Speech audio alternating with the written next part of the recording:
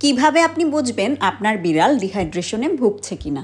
আজকে ২টা পদ্ধতি আপনাদের কাছে বলবো, যেটা দিয়ে খুব সহজেই আপনারা বাসায় বসে চেক করতে পারবেন আপনার বিড়াল ডিহাইড্রেটেড কিনা।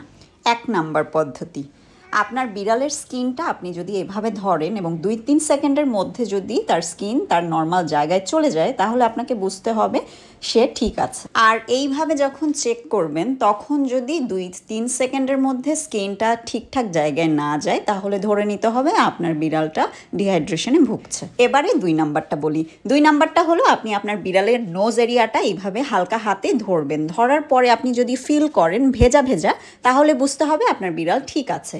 আর তার বদলে যদি দেখেন খুবই ড্রাই, সেক্ষেত্রে বুঝে নিতে হবে আপনার বিড়ালের পানি শূন্যতা বা ডিহাইড্রেশন আছে। বিড়ালের ডিহাইড্রেশন কিন্তু অত্যন্ত সিরিয়াস একটা ইস্যু, যেই কারণে কয়েকদিন পরপরই অবশ্যই আপনি এগুলো চেক করবেন এবং প্রচুর পরিমাণে পরিষ্কার পানি তাদেরকে খাওয়াবেন। আশা করছি আমাদের আজকের ভিডিওটি আপনাদের অনেক কাজে আসবে। আপনি পরবর্তী সময়ের জন্য ভিডিওটি শেয়ার করে রাখতে পারেন। বাটুল অ্যান্ড ম্যাক্স পেজের সঙ্গে থাকার জন্য আপনাকে জানাচ্ছি অনেক অনেক ধন্যবাদ। ভালো থাকবেন সবাই।